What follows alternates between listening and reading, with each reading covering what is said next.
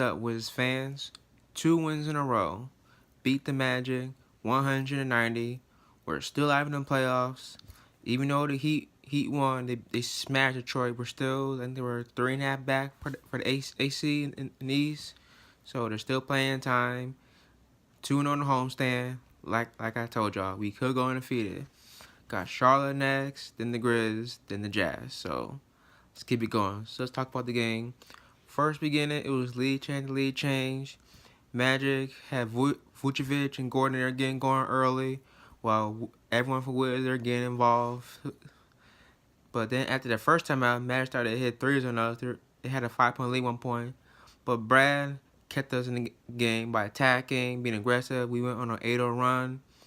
But the second quarter, courtesy of the bench, we went on a 9-1 run.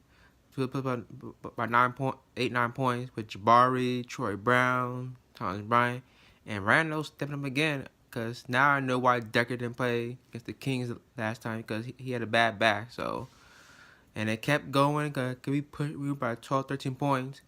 But once Vucevic came back in the game, then the Magic started to make a run. But how good Jabari Parker? Because you saw that little hook shot he was making. I'm like, is he Kareem? It turns into Kareem. Like, when did I hit a hook shot like that? I'm like, okay, so he's improving each and every game. I'm starting to like him. But the keys down the first half, we had 1 turnover in the first half. But the bench was good. We had 33 points in the first half. But that third quarter, it was awful. We scored 15 in the third. And at one point, we scored 4 points in over 6 minutes in the entire third quarter. While Magic making a run, I'm like, oh my God, don't tell me we're gonna lose again, because it almost had Sacramento when we had a comfortable lead. Then they started to catch up. So we can't keep doing that. Once we're up big, we can't get league happy where we're up 15 points when then start to chill. You know what I'm saying? But fourth quarter, my man TB, Thomas Bryant is everywhere, blocking shots, being aggressive in the paint, like offense, defense. Like, he was everywhere. And then the whole bench took over again with Randall, Brian, Parker. And I ain't seen a lot of TB in the fourth quarter because he was not, getting involved. But Bradley Beal hit that big shot, put up a 10-point. I'm like, thank you. Like, because everyone called him, he's not clutch, but he's been doing it. But I thought Magic was going to get back in. This is how, what's his name, DJ Augustine, where he hit 2 tough shots in a row. I think he hit a shot where Bradley Beal's face on the baseline, where I'm like, how? But too much Jabari, like, huge. Like, there's 2 game balls for tonight, TB and Jabari. Thomas Bryant, 21 points, 10 boards, 2 blocks. Yeah, I remember a few weeks ago when Thomas Bryant moved the bench, we like, why did he go to the bench? Like, why start over Bobby Portis? And like, well, now you know. Like, I did like him as a starter at one point, but now I know why he moved to the bench. So, good move, Scott Brooks. And Jabari Parker, 19 and 9. I think he's averaging, I saw a tweet, and he averaged over 18 points a game while shooting a very high percentage over the last 6 games. So, he's impressing the team how he wants to stay as a Wizard, because we got a lot of decision made between him and Bobby, because when them 2 on play, it's always 1 game is Bobby, 1 game Jabari, 1 game Jabari, and 1 game is Bobby. But Bradley Beal does what he does best. 23 points, 6 boards, 7 assists. The only starter in double figures. Like, no other starter was not getting going. Not Sato, not Reza, not Jeff Green. So, at least the bench gave us a lift, which I like to see. Bench points, we outscored the Magic bench 59-20. So when a bench gets 40 or 50 points or more, we have a shot. It has a good chance of winning. Defense was great as usual. Magic shot 30%. We shot 46%. The three ball, we struggled because we took a lot of threes, and most in that third quarter. We were 8 for 27, which is 20%. While the Magic, they were 12 33. They shot 36%. But in the paint, well, even though our threes from falling, we did score 58 points in the paint. While Magic had 40. Terms that minimum, only 8. So when we win a turnover battle, we normally win. We rebound, we win. Can turn battle, keep the turnover battle, we win. So like where it's going, like I said, 2-0, homestand.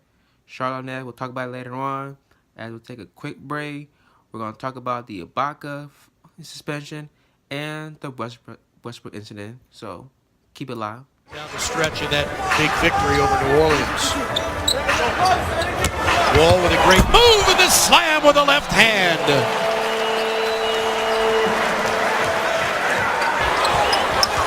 Just knows how to anticipate. Yeah. Wall with a great crossover. Score the field goal. He'll go to the line. Once again, showing the growth. I think a couple of months ago, Steve, he pulls the trigger on that three just because he can. He was patient. Welcome back, Wiz Nation. Now I got a lot to talk about. It's time for headlines.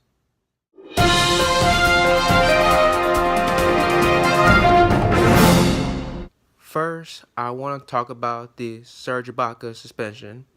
Because I was at the Wiz Kings game. I saw the video. I'm like, why did Ibaka do that? Why did he just going into Marquise Chris and just throw a punch after Chris he stared him down after a dead ball, just looked at him, he's on the ground, and Ibaka just came in, just threw a punch. Like he did like 4 punches, and then Chris do like 1 or 2, and both got kicked out, which was right. But then Ibaka, he got suspended for 3 games. Chris got 1 game. You know, I knew Ibaka can get 3 games because he is a repeat offender because he's been through a lot of fights in his career. Always throwing punches and all that stuff.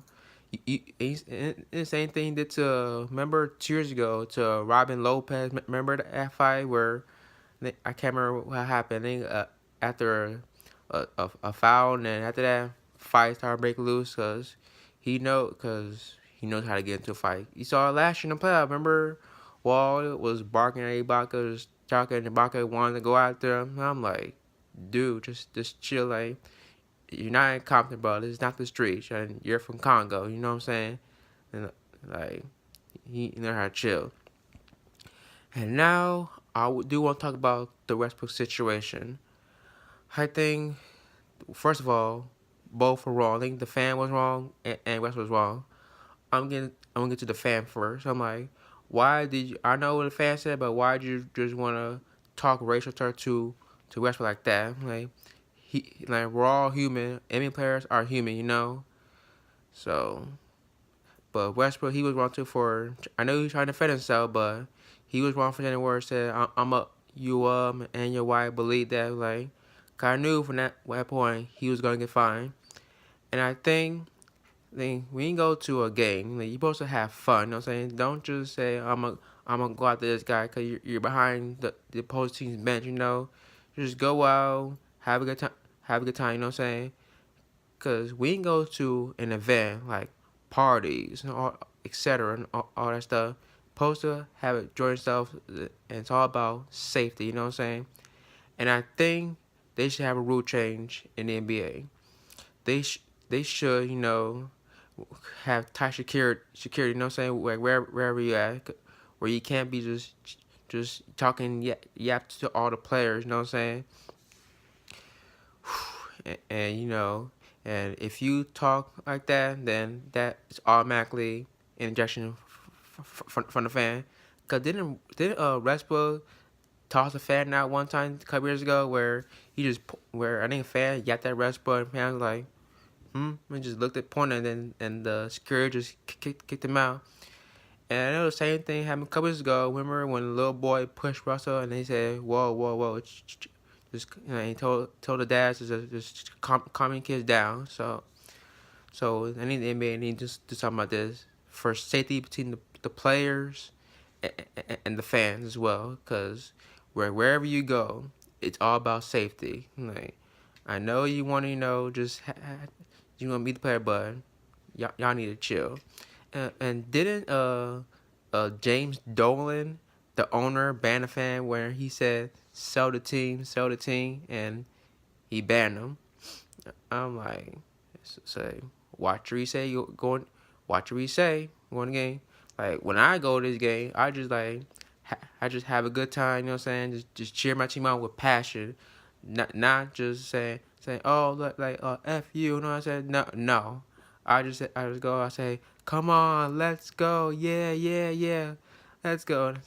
You can do that at home, but at a game, I'm like, unacceptable.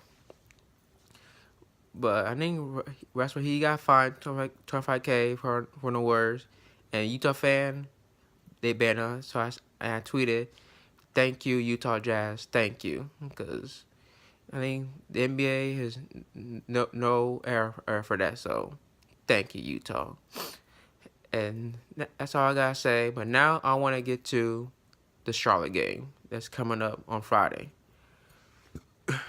We owe them a rematch because we should have won that game last week where Bobby Portis definitely got fouled and the refs missed it, where Byron Williams was holding his arm to prevent him to put the ball back up. So I think Bobby Portis, believe me, he's due for a big game on Friday night. So watch out for that. Mark my words, he will have a big game Friday night. Believe that. So that's it for now. Thank y'all for watching. You want to follow me on Twitter? It's at Cam Mingo. And same for Instagram. And my Wiz Nation page is at Wiz_Nation. And Instagram is Nation_Wiz. So thank you. Good night. Go Wiz. DC family. We out.